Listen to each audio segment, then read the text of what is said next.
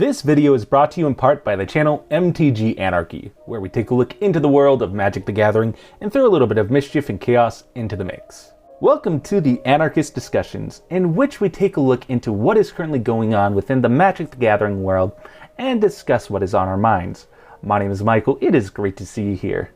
As you all have probably noticed, Magic the Gathering has been going through a lot of changes. From the amount of products being released throughout the world, such as the mystery boosters or the secret layers, versus the amount of supply each product is giving out. For example, the Secret Lair Ultimate Edition, or otherwise known as Enemy Fetchland Edition.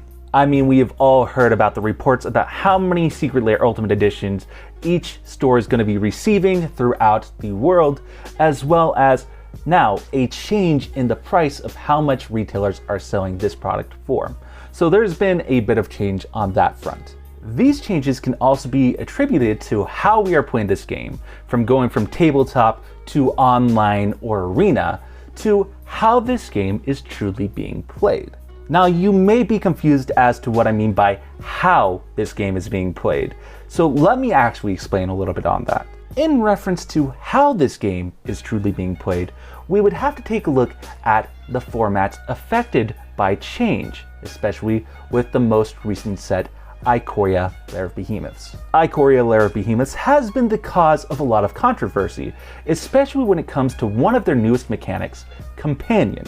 Now, to emphasize on how I look at the Companion mechanic, I'm going to be referring it to Commander. Now, like Commander, you're able to start with 8 cards in hand at the beginning of the game, with 1 card potentially revealed. And also like Commander, you're able to cast that specific creature, the Companion creature, from outside the game and put it into play. And it is at this point that the similarities between Companion and Commander end. Now, unlike Commander, once the Companion creature dies or gets exiled, it does not go back to outside the game. It goes to either the graveyard or it goes to exile or wherever it's specified to go. It's actually part of the deck from there on out. And also, to contrast between the difference between Companion and Commander, Companions have a stricter rules and guidelines within the deck. So you have to go ahead and follow those guidelines in order to play the Companion. Now, as I have explained earlier, a lot of these Companions have caused a lot of controversy within the Magic the Gathering community. This mechanic in itself caused so much controversy that even the head creator, the head designer, Mark Rosewater, who created the mechanic Companion, came out and actually had a field day. Now, I'm not going to go in depth on those tweets. I'm not even going to discuss any of those tweets because to me, it's just things that the head designer had come out and took responsibility. So to me, it's not good looking at the past in that sort of light. However, the one thing that I actually do want to go ahead and discuss about is what came after that field day. Now, after everything was said and done with what had happened, Mark Rosewater released a tweet posing the following question. At Maro254 tweeted, "Inquiring minds want to know. While R&D tries to support innovation and balance, the two often fight with each other. Which of the two do you personally believe R&D should prioritize?" Along with this tweet, Mark Rosewater actually went ahead and put up a poll, putting both innovation and balance on said poll to let individuals decide which one was more important. Now, unsurprisingly, at that time, individuals wanted balance over innovation, with 59% going to balance and 41% going to innovation. In accord to what was proposed, a lot of individuals actually gave reasons as to why that balance was important at this time over innovation. Now, of course, this made me think a little bit of said question. What is more important, innovation or balance? Now, to really understand my thought process when it comes to how I came to my conclusion when it comes to innovation versus balance, I actually had to look at a couple different things. The first thing that I actually looked to was the definitions of both innovation and balance. The Merriam-Webster's dictionary defines innovation as a new idea, method, or device, of novelty of course, or the introduction of something new. In terms of Magic the Gathering, this is where we see Mark Rosewater come into play. He is what is known as a head designer, somebody that comes with ideas for Magic the Gathering and wants to see them implemented within the game. On the opposite end, the best definition I could find for balance comes from the Oxford Dictionary, which means the following: a condition in which different elements are equal or in the correct proportions. Now, in terms of Magic the Gathering, to my knowledge, this is where the R&D department comes into play.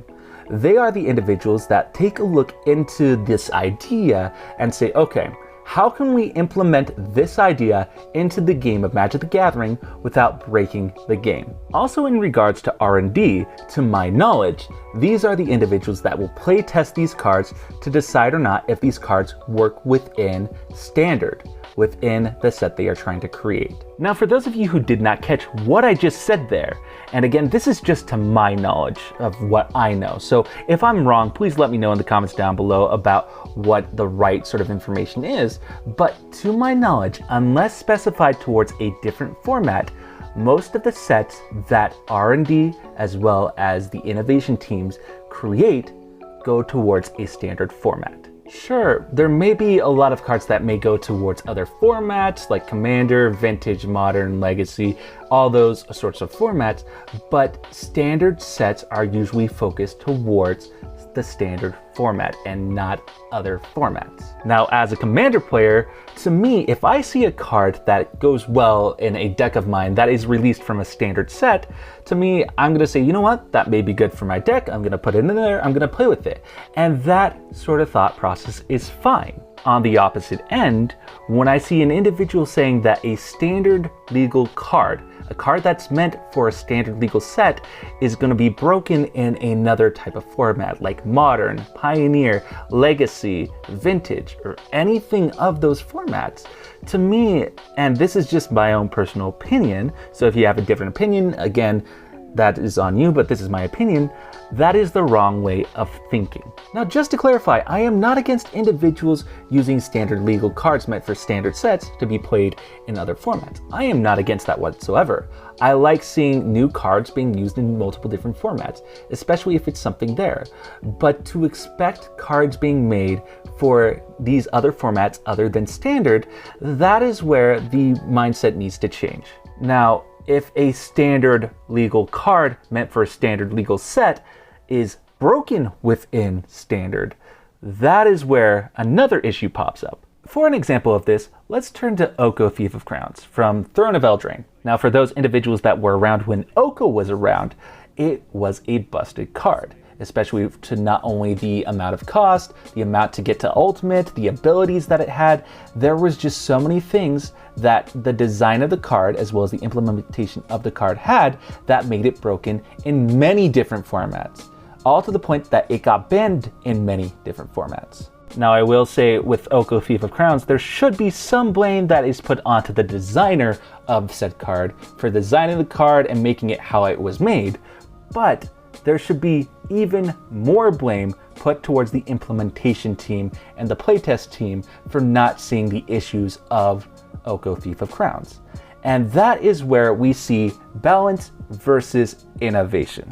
When it comes to innovation, as a Magic player, I personally love seeing new ideas, new things, new concepts, mechanics coming out and being made. I love seeing that sort of thing happen because it brings excitement. It brings something new to the game that we haven't seen before as Magic the Gathering players, and that is amazing to have. When it comes to balance, as a Magic player, I want to make sure that it's fair, that it's equal, to the point that it doesn't have an overwhelming advantage over many of the other cards that are invented within the set that it's being invented in. Now, in terms of the question innovation versus balance, which is more important, to me, there should not be an importance that is one above the other. There should not be any sort of importance on that. What there should be is an equal balance between the two, where if something new is creative and something that's exciting and makes people excited comes out, we want to make sure that it's fair and it's balanced so people can not only play with that card, but have fun with that card. And honestly, looking at it that way, we Magic players would be happy with the set. We'd be satisfied with what comes out rather than having an overwhelming abuse of one card over the many others that come out in a set. But to reiterate my answer, when it comes to innovation versus balance, which one is more important and which one should be more prioritized, to me, as an individual, a Magic player, one should not be prioritized above the other. They should both have an equal understanding and an equal balance. There should be innovation with new cards. There should also be balance with both cards in equal parts. And if one is above the other, and if one does be prioritized above the other, then that is where we get what we get with Ikoria Lair of Behemoths. But that is my answer. What is your opinion? Do you agree or disagree? Let me know in the comments down below what you think and why. But that was the Anarchist discussion here on the channel MTG Anarchy. Before you go, I would appreciate it if you could go ahead and like and share this video, as we do want this video to get out into the algorithm so more people can go ahead and see it and view my channel. Also, if you haven't done so, or this is your first time on the channel, I would appreciate it if you could go ahead and subscribe and hit the bell notification so you can keep up to date with any new videos that do come out here on MTG Anarchy. And finally, I would actually appreciate it if you are financially stable, at least, to go ahead and support your local game stores, because we are one community and we are facing this time together that we are currently in. So as long as you're financially stable, I would appreciate it if you could go ahead and support your local game stores. But with everything said and done and out of the way, this is Michael with the Anarchist discussion here on the channel MTG Anarchy. Thank you so much for watching, and I will see you again sometime soon. Thanks for watching.